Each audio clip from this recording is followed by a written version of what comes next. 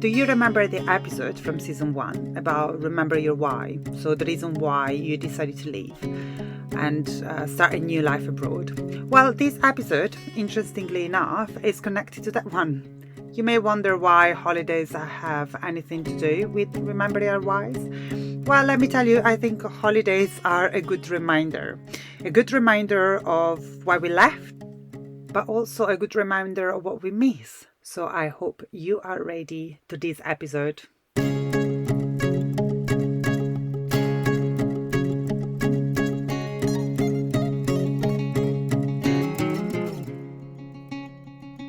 In today's episode of We Are Here podcast, as mentioned in the intro, we are going to talk about holidays as reminders. Let's think about it together. Think about the time when you decided to spend your holidays in your home country and you go there. You are maybe excited to see your family, maybe not, but you go back to your home country for any reason or another, and then there you are. You're meeting the same issues as you had when you decided to leave. Maybe you struggled with the mentality, I don't know, the bureaucracy, the speed things were done. Maybe there is something a bit more familiar about it. So maybe you struggled with some of the family dynamics. You were in constant conflict with the people around you, and you go back to your home country, and there you are again facing the same old problems that unfortunately or fortunately you managed to leave behind, but unfortunately they didn't sort themselves out. And if you remember episode 1, when we talk about boundaries and needs and cyclicality in season 2, all of these topics that we touched on with this podcast, that actually all come back, and they come back during holidays. And there is no way you can escape it, right? I think about, well, there is a reason why I left, right? Like, if I knew I could change it all, maybe I would have stayed. I don't know, right? But that's what's happening. When we stay then in that space of rejection of our home country, there are a few things that happen within us, right? Like, we may experience anger. Like, I'm angry about everything that is happening around here. I'm angry that things didn't move on, like I'm angry that my country still feels like, back in the Middle Age and didn't progress in terms of like protecting human rights. So there is anger, there is frustration. Maybe there is also like a sense of powerlessness. Like, okay, the things that are happening around me, I cannot change them. And it feels like the overall situation very much out of our control. But because we managed to get away from that place, then we also have a comparison, which, I'm laughing because I'm thinking about like all the times that I made comparison between Italy and the country where I was living at the time. And sometimes I feel like those comparisons are incredibly necessary for our own mental well-being. We need to find an escape. And sometimes when we have no other ways out, the best things that we can do next is venting.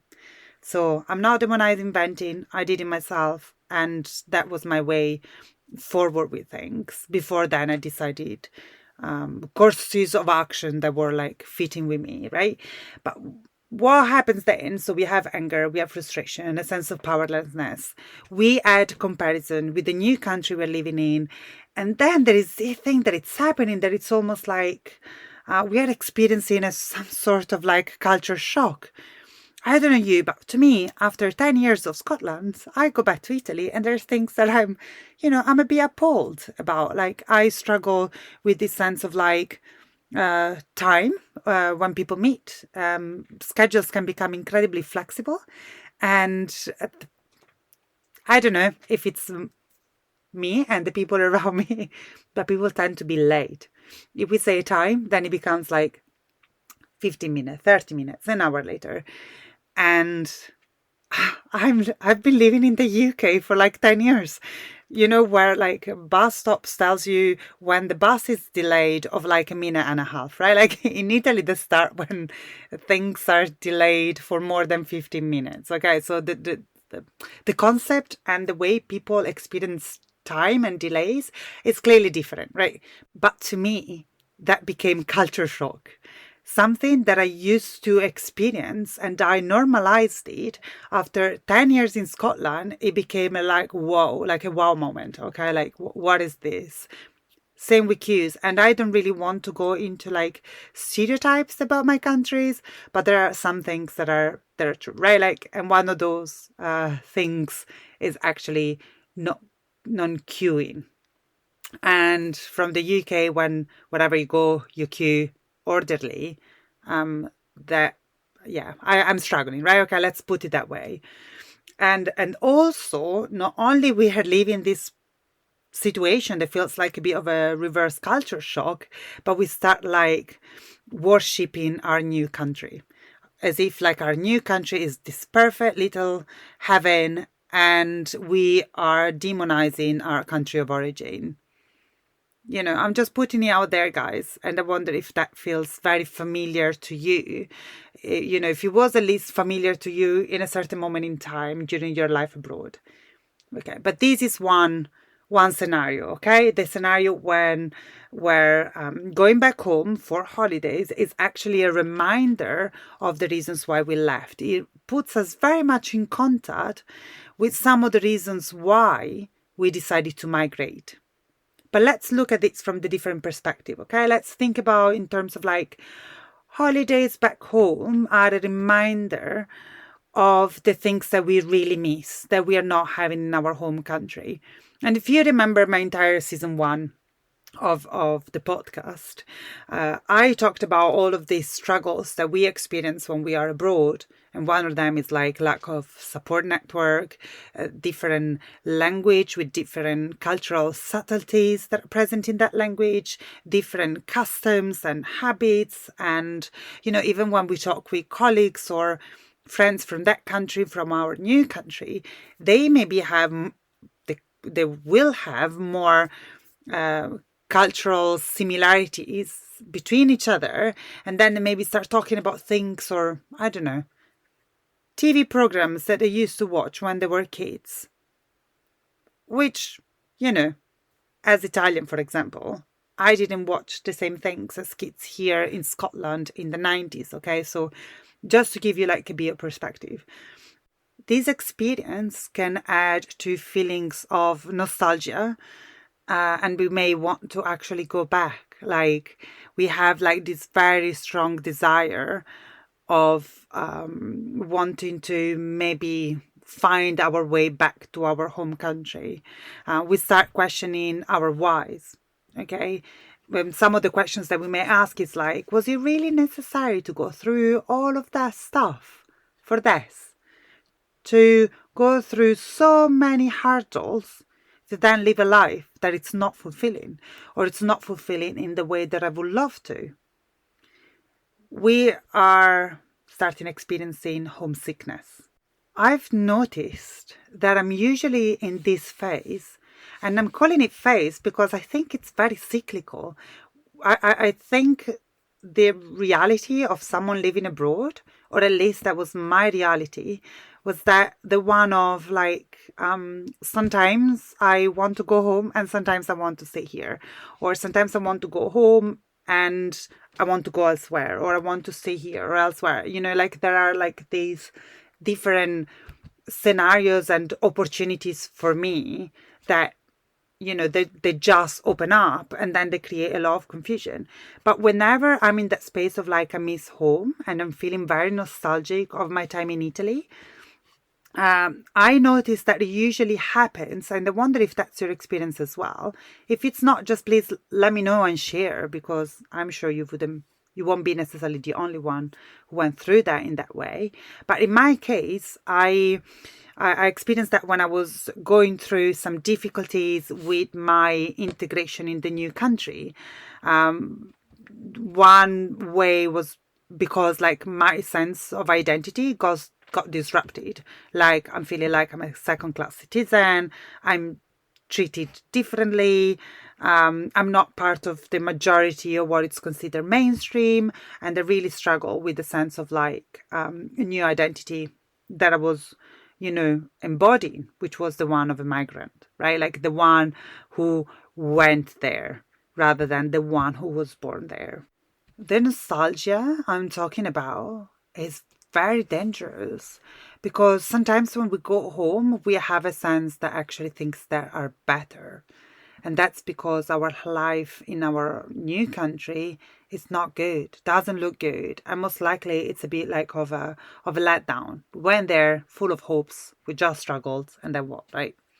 We are alone. We are just utterly alone. We don't like our job. Maybe we feel like we are a tad exploited at work. Many things can happen, right? And but those moments of nostalgia sometimes are just a fleeting glimpse that something is happening, but also that something is happening in your home, in your new country, but also that we are only in a place where we can only focus on the things that we don't have in that moment and that our home countries is offering us for a reason or another. Maybe our home countries is offering us connection from friends and family, is offering us stability through familiarity. We know the language, we know what's the cultural norm, we recognize the places. Like our brain also gets like a respite because it doesn't have to memorize a lot of new things. So, there are a lot of positives of coming back. But I suppose like what I'm trying to say is that I would like to encourage you to think about like, is it like because in this moment I'm struggling and I know that it's just temporary? Or am I having this sense of like, I've been trying this for so long? And for so long could also be like a month, guys. Like I'm not talking about like years, right? But, no matter what you've tried, it's too unbearable and it's too much. And then coming back really becomes paramount and really becomes like pivotal for a shift in how you're feeling about yourself and how your mental health is. So I would really encourage you to focus on this. What is it that it's happening? Is it because like in this moment life is a bit harder than usual, or is it because it became incredibly uncompatible and your whys are not working anymore and you want to go back? But that place of oscillation between a state and another, between like, oh, holidays are reminding me of the reasons why I left, and I know exactly what I'm missing.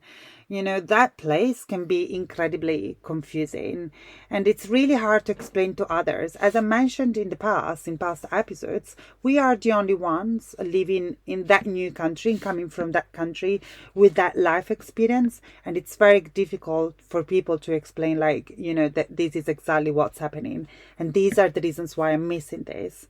Sometimes when even when we are incredibly like articulate with our language, it's still incredibly difficult, mostly because it's a very embodied experience. Like we feel it in our body, we know all those aches and tensions, where they're coming from, and how do you really explain that? It can also create like a sense of like anxiety, and it can really paralyze us because we don't know what to do. Like, are we lean into this sense of like nostalgia from our home country, or are we actually try to hold back and see how far we can still go? And are we staying, are we going, are we changing? Like this is like then a completely new chapter, and it deserves a completely new episode. To bring this episode to an end, I would like to use the remaining of our time to think about what I've just shared from the lenses of tolerance. When we live from within our window of tolerance, so if we live within our capacity and ability to manage the stressors in our life, so we are in a place of understanding, at peace with ourselves and the others, we are quite appreciative, and maybe we experience the sense of nostalgia that I was mentioning earlier on. That means that we are going to relate to our home country in ways that are very much accepting. So, for example, when we go on holidays, we may notice all of these disparities from a country to another, and we are still reacting from everything that is happening around us, just because let's be clear, we are human, but we won't necessarily be impacted to the point that we are suffering from it. On the other end of the spectrum, whenever we feel that we are in a place of constant triggers, which basically means responding emotionally to stressors in our life, we can then experience all situations in our life as uncaring. We feel disillusioned and anxious and angry.